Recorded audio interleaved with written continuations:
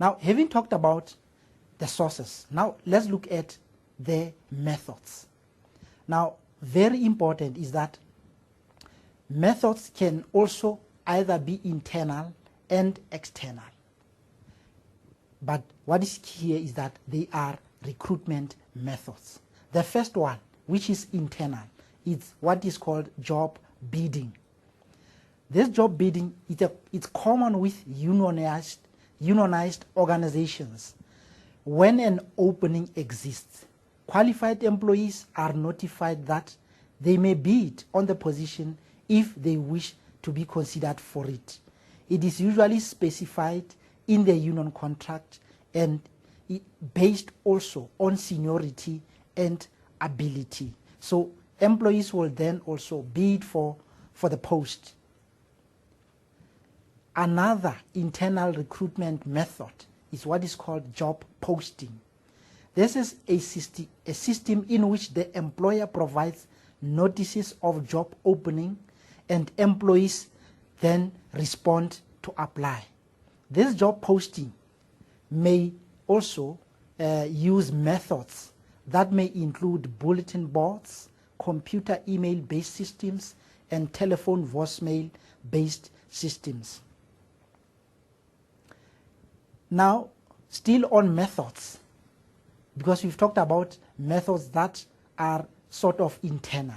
Now let's look at recruitment methods, but that are now external. The first one, there is direct applications.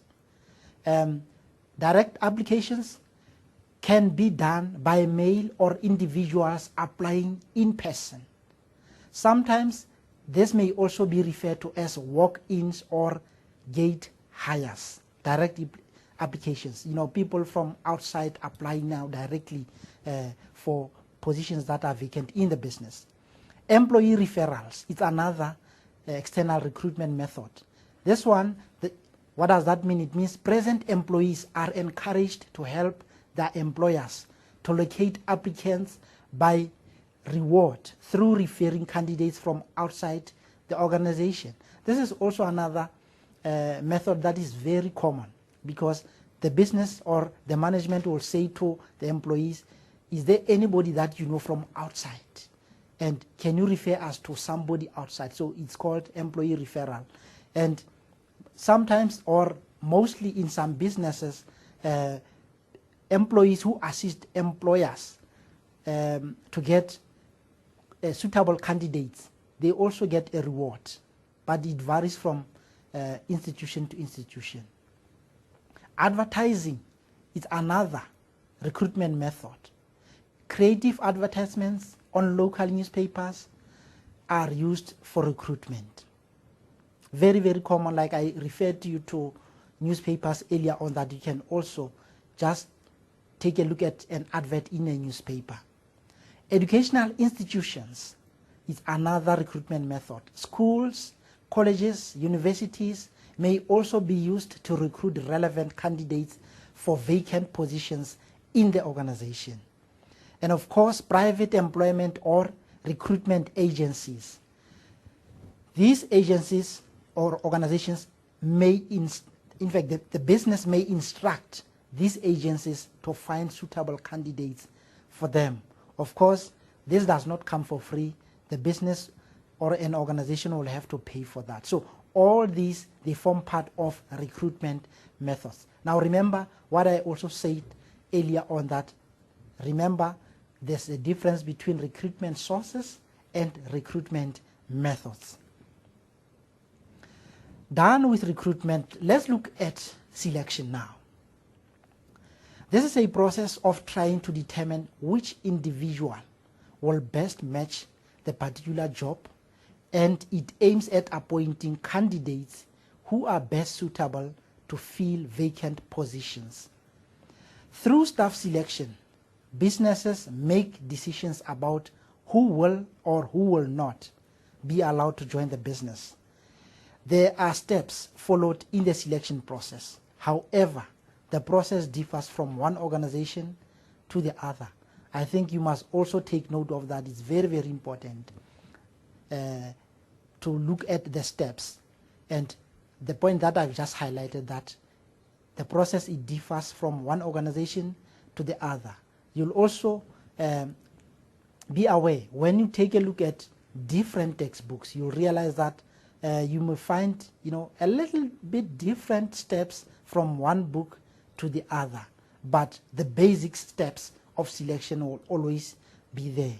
And taking you backwards, remember when we were discussing recruitment, we also came across what was called the process, in fact, steps involved in recruitment process. Now we are going to be looking at steps involved in the selection process. And it is important not to confuse the two. Steps in the recruitment process, now these are the steps in the selection process. 1. Screen applicants and CVs against basic requirements of the position. A very important and obvious step during selection process, where applicants will be received, and then they will be screened, and then the CVs will also be, compared and looked whether they meet basic requirements and so on. And then the second step in the selection process will be the drawing up of a short list of candidates.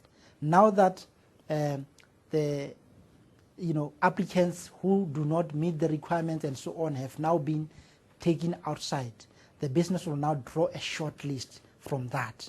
Because imagine if there's a vacant post in the business and you receive about 500 applicants. Screening the applicants and looking at the CVs, that's the first important step, which will assist you to come to the second step of drawing up a short list of candidates, where now you have now sifted and you have taken out those applicants who do not meet the requirements. And then step number 3, feedback to candidates is very, very important. And you'll see it depends on, like I said, it differs from one institution to the other. With most businesses, I'm saying most businesses, you'll find that immediately after drafting or after drawing up a short list of candidates, the business will now do what? Respond or give feedback to those who have been shortlisted. Inform them that you have met the minimum requirements. And then in other businesses or in other institutions, they will even go as far as providing feedback to those who were unsuccessful in the form of either telephone or in the form of letters or in the form of email, simply making them aware that their applications were not successful. But feedback is the third step. It's very, very important. And then the fourth step, which may also differ from one company to the other. Now, the fourth one, it is where the business collects application forms, meaning that those who have been shortlisted, the business will now give them other application forms, which will now demand from them much detailed information. Because remember, the shortlisted candidates are the ones that the business now is interested in, and are the ones that the business, sort of have a picture that they can meet the minimum requirements. Now, they will be given forms, and those forms will be collected from them, and those forms will now be having much detailed information that the business needs, because it forms part of the selection process. And then administering of employment tests.